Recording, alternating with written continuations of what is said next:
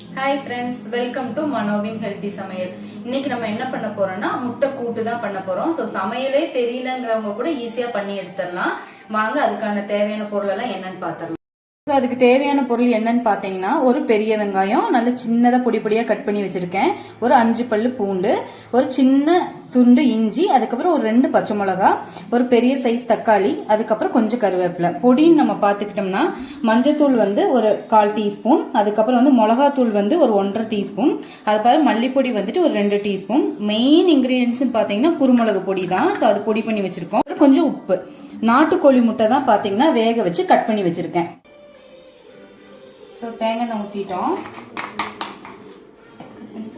So எண்ணெய் சூடாயிருச்சு, கடுகு போட்டுடலாம். நம்ம வெங்காயம், இஞ்சி, பூண்டு, பச்சை மிளகாய், கருவேப்பிலை.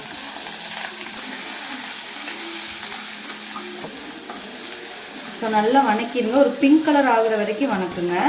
பிங்க் கலர் ஆனதுக்கப்புறம் நீங்கள் அதில் தக்காளி சேர்த்து கொடுத்துடலாம்.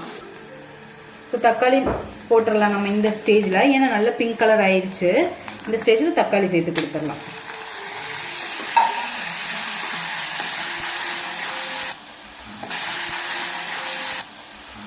ஸோ தக்காளி நல்லா வணங்கிடுச்சு. இப்போ நம்ம பொடி சேர்த்து கொடுத்துடலாம். மஞ்சத்தூள், மல்லிப்பொடி, மிளகு பொடி சேர்த்தாச்சு. நல்லா வணக்கி கொடுங்க. கொஞ்சம் அந்த பச்சை வாசனை போனதுக்கு அப்புறம் ரொம்ப தண்ணி ஊற்ற வேண்டாம், நம்ம கூட்டு மாதிரி தான் வைக்க போறோம்.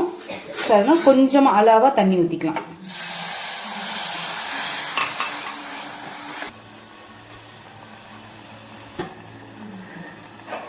ஸோ நம்ம ஒரு 1/4 டம்ளர் தான் தண்ணி ஊற்றிருக்கோம். இப்போ தேவைக்கேற்ப நம்ம உப்பு போட்டுக்கலாம்.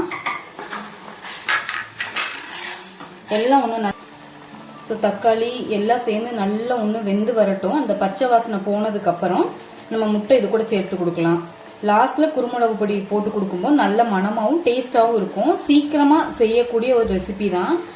ஸோ ஹாஸ்டல்ல இருக்கிறவங்களும் சரி, பேச்சுலர்ஸும் சரி, டக்குன்னு செஞ்சுட்டு சாதத்துக்கு கூட சாப்பிட்டுக்கலாம்.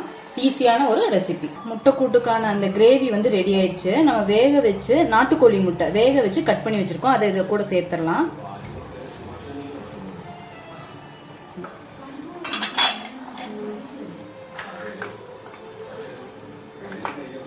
ஸோ இது கூட நம்ம குருமிளகு வந்து பொடிச்சு வச்சிருக்கோம், அதையும் சேர்த்து கொடுத்துடலாம். இந்த கூட்டோட டேஸ்டவே அதிகப்படுத்துறது வந்து இந்த குருமிளகு பொடி தான். முட்டை கூட்டு வந்து ரெடி ஆயிடுச்சு. தண்ணி எல்லாம் தேவைக்கேற்ப வத்திருச்சு. நம்ம இதை வந்து ஒரு பாத்திரத்துக்கு மாத்திடலாம். ஸோ நம்மளோட முட்டை கூட்டு ரெடி ஆயிடுச்சு. ரொம்ப ஈஸியாகவும் சீக்கிரமாகவும் செய்யக்கூடியது, எல்லாருமே செய்யலாம். ஸோ சமைக்க தெரியாதுன்னு நினைக்கிறவங்க கூட ஈஸியா செஞ்சு எடுத்துடலாம். இதுல புரோட்டீன் நிறைய இருக்கிறனால யார் வேணாலும் சாப்பிட்டுக்கலாம்.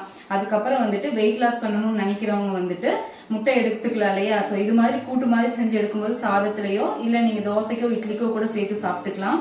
ஸோ ஆரோக்கியமா சமைங்க, சந்தோஷமா சாப்பிடுங்க. இது மாதிரியான ஹெல்த்தி சமையல் குறிப்புக்கு மனோவின் ஹெல்த்தி சமையலை வந்து ஃபாலோ பண்ணுங்க. டாடா. ஸோ நம்ம பண்ண முட்டை கூட்டை வந்து 2 பேர் சாப்பிட்டுட்டு இருக்காங்க. ஒப்பீனியன் அவங்க கிட்ட கேட்டுடலாம். அச்சு கிச்சோ எப்படி இருக்கு?